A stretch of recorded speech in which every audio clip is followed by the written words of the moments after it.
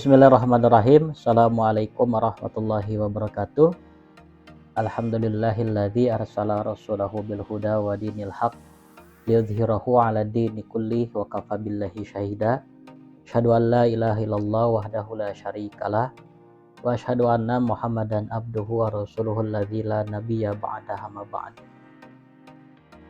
Teman-teman sekalian, alhamdulillah, puji dan syukur kita panjatkan kehadirat Allah Subhanahu wa taala karena atas kudroh, iradah dan karunia yang tiada terkira, kita pada kesempatan kali ini bisa kembali bersua untuk melanjutkan perkuliahan kita. Salawat dan salam semoga tetap tercurah limpah kepada Nabi Muhammad SAW, kepada keluarganya, kepada sahabatnya, dan kepada umatnya yang senantiasa mengikuti milahnya hingga yaumul qiyamah. Teman-teman sekalian, kali ini saya akan menyampaikan perkuliahan tentang ijtihad. Ijtihad ini memang satu hal yang mungkin asing, mungkin tidak asing juga bagi sementara kalangan. Ijtihad ini merupakan satu di antara metode cara yang digunakan oleh para ulama ketika menetapkan satu hukum, utamanya hukum syariat, hukum dalam Islam. Dan kadang-kadang orang memahami ijtihad ini dengan satu sudut pandang yang sempit ya. Kadangkala kita menyatakan ijtihad itu tidak bisa dilakukan zaman sekarang, tetapi ini khusus untuk dilakukan oleh orang-orang atau ulama-ulama zaman dulu. Memang tidak salah, tidak keliru, ini namanya juga pendapat, tidak menjadi masalah. Dan tidak juga kita kemudian memahami hal ini dengan satu sudut pandang. Sudut pandang lain menyatakan bahwa ijtihad itu tidak akan pernah selesai sampai kapanpun, akan terus ada seiring dengan bermunculan masalah-masalah baru yang tidak diketemukan zaman Rasulullah di zaman sekarang begitu. Oke teman-teman, mengawali perkuliahan kita, saya akan menyampaikan sedikit dari pengertian dari ijtihad itu sendiri. Ijtihad secara sederhana artinya berusaha untuk berupaya atau berusaha yang bersungguh-sungguh. Apa yang sebenarnya bisa dilakukan oleh siapa saja yang sudah berusaha mencari ilmu untuk memutuskan suatu perkara yang tidak dibahas dalam Al-Quran maupun hadis, dengan syarat menggunakan akal sehat dan pertimbangan matang. Namun pada perkembangan selanjutnya diputuskan bahwa ijtihad sebaiknya hanya dilakukan oleh para ahli agama Islam. Yang terakhir memang perlu digarisbawahi, ijtihad itu sejatinya memang mesti dilakukan hanya berlaku mungkin untuk para ulama, para ahli dalam agama Islam. Tidak bisa dilakukan oleh sembarang orang karena kaitannya dengan hukum. Teringat sebuah hadis, teman-teman, ada sebuah hadis yang menyatakan bahwa dicabutnya ilmu itu, diangkatnya ilmu itu dengan mewafatkan para ulama. Tidak dicabut secara sekaligus ilmu itu ya oleh Allah, tidak langsung diangkat begitu dihilangkan, tidak, tapi diwafatkannya para ulama. Sehingga kemudian kata Nabi dalam hadisnya, sehingga pada waktu itu orang-orang bertanya kepada orang yang tidak mengerti apa-apa. Lalu kemudian orang yang tidak mengerti apa-apa itu ditanya dan memberikan fatwa yang menyesatkan. Nah, ini yang dikhawatirkan. Fatwa itu diberikan, disampaikan untuk dijadikan hujah dan pegangan oleh umat. Bagaimana jadinya kalau misalkan fatwa yang disampaikan itu keliru karena keilmuan orang yang memberi fatwanya kurang? Kalau sudah keliru, dipastikan sesat dan menyesatkan. Jadi ijtihad itu dilakukan oleh para ulama, tidak bisa dilakukan oleh sembarang orang. Kita tidak cukup ilmu kita untuk sampai pada derajat mujtahid, orang yang melakukan ijtihad begitu. Jadi secara bahasa bahwa ijtihad itu berusaha, berupaya mengerahkan segala kemampuan begitu. Nah, pengertian lain diutarakan menurut Syekh Utsaimin bahwa ijtihad itu menggerakkan kesungguhan untuk memperoleh suatu perkara yang berat. Maksud perkara yang berat ini kan hukum. Hukum ini kan berat, dikatakan berat karena implikasinya akhirat begitu. Walaupun ada dalam sebuah hadis ya, ada sebuah ungkapan dalam hadis bahwa apabila seseorang berijtihad, ketika salah pun mendapatkan poin 1, ketika benar mendapatkan poin 2. Namun tentu saja kita tidak melihat itu menjadi sesuatu yang diperbolehkan oleh sembarang orang. Tetap yang menjadi acuan adalah oleh ulama. Yang bisa melakukan ijtihad itu adalah para ulama yang cukup ilmu agama Islamnya, keilmuan Islamnya begitu. Tidak bisa dilakukan oleh sembarang orang karena berkaitan dengan hukum yang tadi Bapak sampaikan. Selanjutnya teman-teman, pengertian lain menurut Wahbah Zuhaili dikatakan bahwa ijtihad itu adalah perbuatan istinbat hukum syariat dari segi dalil-dalilnya yang terperinci di dalam syariat. Istinbat hukum syariat itu menetapkan hukum. Apa hukumnya judi online? Di dalam hadis kan istilahnya yang tidak diperbolehkan itu adalah judi ya. Tapi sekarang ada judi online. Apakah hukumnya bagaimana? Nah, ini dilakukan penetapan hukum ini oleh mujtahid karena berkaitan dengan hukum syariat. Kalau hukum positif, hukum undang-undang itu tidak dilakukan oleh seorang mujtahid, itu dilakukan oleh legislator, dilaksanakan oleh eksekutor, eksekutif, presiden, menteri dan seterusnya. Itu kaitan dengan hukum positif, hukum kenegaraan. Tapi hukum syariat ini ditetapkan, dikukuhkan oleh seorang mujtahid dan itu adalah ulama begitu. Makanya dulu zaman istilahnya dinasti Islam itu yang menjadi sumber hukum itu adalah Quran dan hadis. Kalau sekarang kan kita demokrasi ya. Demokrasi itu apapun yang menjadi keinginan rakyat itu menjadi sumber hukum. Suara rakyat, ada istilah Vox Populi, Vox Dei, suara rakyat, suara Tuhan, kan gitu istilahnya.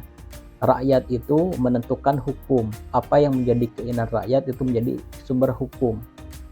Sehingga rakyat ingin itu asalkan disepakati oleh orang banyak jadi hukum. Nah, kalau dalam sistem yang dulu berlaku dalam dinasti-dinasti, sumber hukumnya tetap adalah Quran dan hadis, tetapi ada sebuah lembaga yang disebut dengan lembaga Ahlul Halli wal Aqdi. Lembaga untuk menetapkan hukum. Apa hukumnya pajak, apa hukumnya atau bagaimana ketentuan tentang perang, bagaimana ketentuan tentang hal-hal kenegaraan itu yang menjadi orang yang mengistinbat hukumnya adalah lembaga Ahlul Aqdi wal Aqdi yang di dalamnya itu para ulama begitu. Para ulama yang memiliki kapasitas dan kapabilitas yang cakap akan ilmu agama begitu. Nah, menurut Al-Ghazali dikatakan bahwa ijtihad itu usaha sungguh-sungguh dari seorang mujtahid dalam rangka mengetahui hukum syariat. Hukum itu kan ada hukum syariat. Islam itu bisa dikatakan sebagai syariat, jalan ya. Jalan yang kita tempuh. Syariat itu bahasa Arab, secara bahasa artinya jalan. Jalan yang ditempuh oleh umat Islam disebut syariat Islam. Jalur Islam, syariat Islam disebutnya. Islam itu sudah membuat rambu-rambu hukum ya. Walaupun memang di Indonesia sendiri, Indonesia itu bukan negara agama, tapi juga bukan negara sekuler. Indonesia memilih religious nation state, negara yang berdasarkan Pancasila, dan Pancasila itu menjadi hukum nasional yang disarikan dari kebudayaan, norma-norma yang dijalani oleh masyarakat begitu. apa yang menjadi kebiasaan masyarakat diserap oleh Pancasila begitu. Masyarakat itu sudah beragama, diserap oleh Pancasila. Makanya sila pertama ketuhanan yang Maha Esa gitu.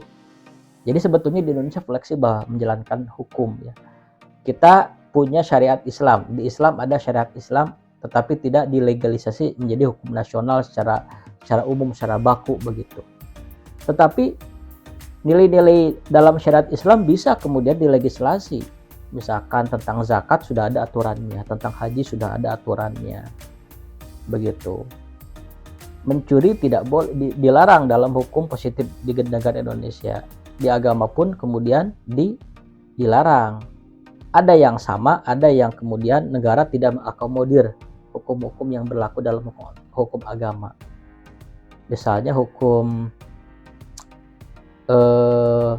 dalam hukum dalam Islam itu kan dalam jinayahnya, fikih jinayah, fikih pidana itu ketika ada orang yang mencuri dipotong tangan kan pada zaman Rasul. Tapi Indonesia tidak menerapkan hal itu, dipenjarakan dengan tujuan untuk membuat jera kan gitu. Nah, jadi mujtahid ini usaha yang dilakukan seorang mujtahid ini untuk mengetahui hukum-hukum syariat yang kebanyakan belum diketahui atau tidak ada pada zaman Rasulullah. Sekarang ada nih pada zaman kita. Hukumnya falas, valuta asing gimana? Sementara pada zaman Rasul kan tidak ada. Nah, ini dilakukan oleh seorang mujtahid. Kita yang merupakan orang awam cukup membaca fatwa-fatwa para ulama yang sudah banyak, yang mudah aksesnya kita dapatkan di berbagai platform begitu teman-teman. Nah, kasus ijtihad. Sejarah mencatat umat Islam melakukan ijtihad pada pertama kalinya sepeninggal Rasulullah SAW, yaitu dalam permasalahan pengganti beliau sebagai khalifah atau kepala negara. Betul. Ketika masa Rasulullah, proses ijtihad tidak bisa dilakukan. Kenapa? Karena ada Rasul. Tinggal kita tanyakan kepada Rasulullah, Rasul menyabdakan jadi hadis kan. Rasul melakukan jadi hadis fi'liyah. Rasul diam saja menyetujui hadis takririyah. Itu ketika ada Rasulullah. Tetapi ketika Rasulullah wafat, siapa yang kemudian ditanya tentang hukum syariat begitu. Nah, ya kasus pertama kali ini ketika Rasulullah wafat. Sementara kepemimpinan mesti ada. Kepemimpinan adalah sebuah keniscayaan. Lalu para sahabat berembuk, kira-kira siapa yang melanjutkan perjuangan Rasulullah? Siapa yang memimpin umat Islam begitu kan pada waktu Rasulullah wafat? Para sahabat kemudian melakukan ijtihad dengan berbagai pertimbangan dan juga fakta-fakta yang terjadi. Abu Bakar pernah disuruh oleh Nabi untuk mengganti dirinya sebagai imam sholat. Abu Bakar orang yang pertama kali masuk Islam dari golongan laki-laki kan gitu, yang percaya ke Isra Mi'rajan Rasulullah, itu Abu Bakar. Pertimbangan-pertimbangan itu menjadi dasar untuk menetapkan para sahabat itu bahwa yang melanjutkan kepemimpinan setelah Rasulullah wafat adalah Abu Bakar Siddiq. Nah, itu proses ijtihad, tidak kemudian langsung tunjuk saja, tetapi berembuk. Para sahabat terkemuka begitu, orang yang tidak diragukan lagi keislamannya, menetapkan siapa yang berhak mengganti Rasulullah SAW. Langsung para sahabat sepakat adalah Abu Bakar As-Siddiq begitu. Ini yang pertama, ijtihad yang dilakukan setelah Rasul wafat, yaitu ketika mengangkat Abu Bakar sebagai khalifah.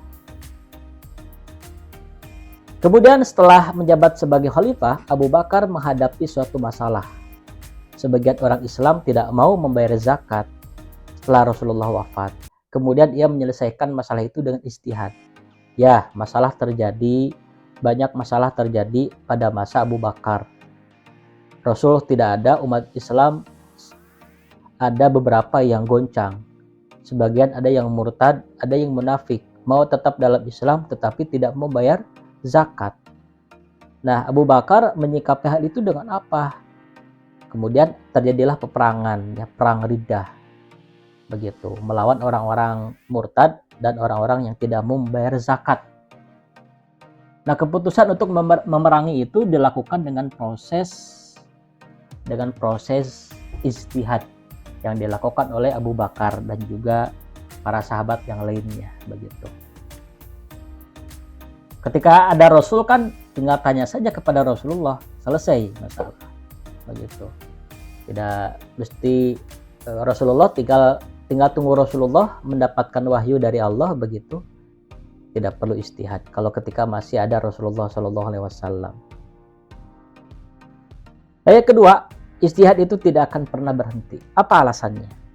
Seperti yang tadi saya sampaikan di awal, bahwa ijtihad itu tidak akan pernah berhenti. Pintu ijtihad senantiasa terbuka. 1. Terdapatnya nas-nas yang zonni atau dugaan, baik dilihat dari sudut dalalahnya maupun dari segi urutnya, yakni hadis-hadis Nabi SAW yang tidak mutawatir. Ada hadis-hadis yang statusnya berbeda. Ada hadis sahih, ada hadis hasan, ada hadis dhaif, begitu. Masalah muncul, kemudian ada hadisnya, tapi hadisnya ini kualitasnya dhaif. Apakah bisa digunakan? Nah, di sanalah proses ijtihad. Apakah ada yang menguatkan sehingga statusnya menjadi hasan dari dhaif, begitu? Karena jalan yang meriwayatkannya banyak. Nah, itu prosesnya dilakukan dengan ijtihad sampai sekarang. Sampai sekarang. Makanya ormas-ormas besar seperti Nahdlatul Ulama, Muhammadiyah, dan Persatuan Islam, masing-masing ormas keagamaan ini ada majelis yang kemudian concern di bidang penetapan hukum, begitu. Di Muhammadiyah ada majelis tarjih Muhammadiyah. Di Persatuan Islam ada Dewan Hizbah Persatuan Islam. Di Nahdlatul Ulama pun sama. Dewannya yang kemudian mengatur masalah ini, begitu. Tentu saja ini dilakukan oleh para ulama, tidak sembarangan orang bisa kemudian masuk dalam kelompok orang yang melakukan ijtihad, begitu. Kemudian yang kedua, berkembangnya fenomena temporer yang senantiasa menuntut jawaban-jawaban yuridis dari para ulama. Ada game online, ada valuta asing, bagaimana hukumnya TikTok, bagaimana hukumnya NFT, bagaimana hukumnya jual beli saham. Itu kan fenomena yang terjadi sekarang. Bagaimana cryptocurrency, itu hukum yang terjadi sekarang yang tidak ada pada zaman Rasulullah. Bagaimana kira-kira kita menyikapi itu? Adanya BPJS, begitu. Nah, ini masalah kontemporer, masalah fenomena yang terjadi sekarang, begitu, yang mesti disikapi. Karena kalau tidak disikapi, tidak membuat rambu-rambu, ini ulama, orang-orang bisa seenaknya aja kan. Sudah sedemikian rupa fenomena terjadi dengan perkembangan zaman yang ada, begitu. Nah, bagaimana hukumnya? Tentu dilakukan atau diselesaikan oleh para ulama, seorang mujtahid. Kemudian kebenaran ijtihad tidak bersifat mutlak. Relatif artinya kan. Kenapa relatif? Karena ini merupakan pemikiran manusia. Pemikiran manusia itu ada batasnya, begitu. Jadi tidak mutlak, melainkan zoniyah, persangkaan, kuat kepada benar, begitu. Zon, kuat kepada benar. Oleh karena itu mungkin saja antara satu mujtahid dengan mujtahid lain hasilnya berbeda. Hal ini disebabkan perbedaan pengalaman ilmu serta adat kebiasaan yang berpengaruh kepada hasil ijtihad mereka. Ini yang disebut dengan perbedaan pendapat. Mazhab saja ada 4 ya. Ada Hanafi, ada Hambali, ada Maliki, ada Syafi'i. Di Indonesia mayoritas mazhab Syafi'i. Di kalangan ulama saja berbeda pendapat, begitu.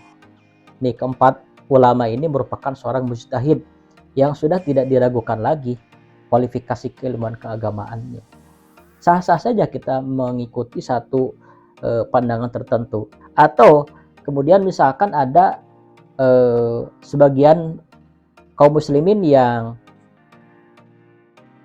tidak istilahnya ya, mengambil sikap untuk tidak bermadhab, tetapi mengakomodir dari keempat mazhab ini juga ada, itu sah-sah saja begitu, tidak menjadi persoalan. Karena apa? Karena hasil ijtihad itu merupakan pendapat orang yang sifatnya relatif. Ada orang yang ketika subuh qunut kan, ada yang tidak. Ada yang ketika niat itu dilafalkan, ada yang juga tidak. Itu masalah ijtihad. Apakah kemudian kita menyalahkan satu sama lain? Tentu saja tidak boleh. Tidak boleh karena ini sifatnya cabang. Sifatnya bukan akidah. Kalau akidah jelas, kita mesti tidak boleh mentolerir. Misalkan ada orang yang mengakui setelah Nabi Muhammad ada Nabi. Nah ini sudah perbedaan yang sangat fundamental. Tidak bisa kita menolerir itu. Menolerir itu ya. Tidak sepakat kita bahwa setelah Nabi ada Rasul. Makanya Ahmadiyah dinyatakan sesat kan gitu. Salah satu alasannya. Jadi relatif sifatnya ya. Sifatnya relatif. Walaupun memang pendapat manusia juga ada pada sampai derajat mutlak. Contohnya ketika kita menyatakan bahwa saya laki-laki, jelas itu mutlak dengan berbagai tanda-tanda. Misalkan ibu kita perempuan, jelas dengan berbagai tanda itu mutlak. Tetapi masalah ini bisa jadi relatif. Makanya bisa saja hasil ijtihad di suatu tempat berbeda dengan hasil ijtihad di tempat lain. Karena seorang mujtahid tidak terlepas dari lingkungan budayanya dan pada akhirnya berpengaruh kepada hasil ijtihadnya. Demikian pula hasil ijtihad yang dilakukan pada suatu waktu dapat berbeda dengan hasil yang didapatkan pada waktu yang lain. Kendati pun demikian, tidak berarti bahwa setiap mujtahid itu benar atau salah, karena yang dapat mengukur kebenaran secara mutlak hanya Allah semata. Hal ini diisyaratkan. Jadi hasil ijtihad ini terbatas ruang dan waktu ya. Mungkin saja ketika ulama A menyatakan ini untuk wilayah tertentu, tidak berlaku untuk wilayah yang lain. Hukumnya babi jelas haram, hukumnya arak jelas haram, alkohol haram. Tetapi di kondisi tertentu, misalkan di cuaca dingin, di cuaca atau di daerah yang tidak ada makanan sama sekali, yang ada di sana hanya babi, maka berlaku hukum ad-dararu yuzal. Ad-dararu, darurat itu menghilangkan kemadharatan. Ketika terjadi sesuatu darurat di daerah ya, ketika kita di suatu daerah yang tidak ada makanan sama sekali kecuali daging babi, babi itu jadi boleh dimakan. Pada saat kapan? Pada saat ketika waktu itu, ketika pulang lagi ke daerah asal di mana makanan sangat banyak begitu, makanan kemudian tidak bisa dihitung banyaknya, babi kembali jadi haram begitu. Nah itu makanya hasil ijtihad itu memang terbatas dimensi ruang dan waktu begitu. Pendapat ulama Mesir begini karena kondisi demografis, kondisi geografis berbeda antara Mesir, Arab dengan Indonesia yang tropis misalkan, tentu berbeda. Ada orang yang puasanya itu lama 24 jam, ada yang puasanya 12 jam, itu kan berbeda begitu. Karena ruang dan waktu yang berbeda. Nah, ada masalah yang kemudian tidak boleh diijtihadkan. Yang pertama, hukum yang sudah pasti, hukum yang sudah ada dalil qat'inya. Hukum yang sudah pasti apa? Salat wajib. Dan juga ada dalil qat'inya. Salat wajib tidak bisa diijtihadkan. Salat wajib ya tidak boleh dipikirkan lagi. Tidak boleh dikompromikan lagi. Salat itu wajib. Salat, zakat, saum, ibadah haji itu semuanya wajib gitu. Tidak boleh dikompromikan lagi karena sudah jelas, hukumnya sudah pasti, hukumnya sudah ada dalil qat'inya. Babi haram jelas, arak haram jelas, ada dalil qat'inya sudah pasti. Judi haram, riba haram, itu sudah pasti. Tapi ketika misalkan masuk ke ranah-ranah yang kemudian dalam area yang gambling begitu, tengah-tengah, kira-kira hukumnya apa ya? Dari sana proses ijtihad diberlakukan begitu. Hukum sholat itu wajib ya, saking wajibnya kalau tidak mampu sambil duduk tidak bisa sambil duduk sambil berbaring, tidak bisa berbaring kemudian dengan isyarat, begitu. Tidak bisa dengan isyarat, disolatkan. Sudah jelas ya, sudah jelas hukumnya. Kemudian macam-macam ijtihad, yang pertama ada qiyas ya, ada ijma, ada istihsan, ada maslahah mursalah. Nah ini silakan kalian cari pengertian definisinya masing-masing. Banyak referensinya dan ketika dibaca insya Allah mudah difahami. Qiyas itu artinya membandingkan. Saya sampaikan secara sederhana saja ya, tapi tidak semuanya. Qiyas itu misalkan membandingkan satu dengan yang lain dengan adanya ilat yang sama. Di Mekah itu waktu zaman Rasulullah, zakat fitrah itu dengan kurma. Ilatnya adalah makanan pokok, sehingga ketika di Indonesia boleh dengan beras, tidak dengan kurma, tidak dengan gandum. Di negara lain yang bahan pokoknya, makanan pokoknya jagung misalkan, dengan jagung gitu. Itu metode yang dilakukan dengan qiyas. Ijma, kalau ijma itu artinya kesepakatan para ulama, kesepakatan para ulama. Ijma sahabat misalkan ya, proses diangkatnya Abu Bakar menjadi khalifah itu kan melalui proses ijma, kesepakatan para sahabat begitu. Ada istihsan, ada masalah mursalah, dianggap baik ya, segala sesuatu yang dianggap baik itu masuk dalam kategori istihsan. Sesuatu yang maslahat itu masuknya maslahah mursalah. Contohnya misalkan speaker masjid, tidak ada contohnya zaman Rasul. Kemudian sepeda motor, tidak ada contohnya zaman Rasul. Banyak lagi contohnya sebetulnya. Tapi karena itu mendatangkan maslahah, menjadi boleh, walaupun tidak ada contohnya di zaman Rasulullah SAW. Kemudian kehujahan prosedur ijtihad.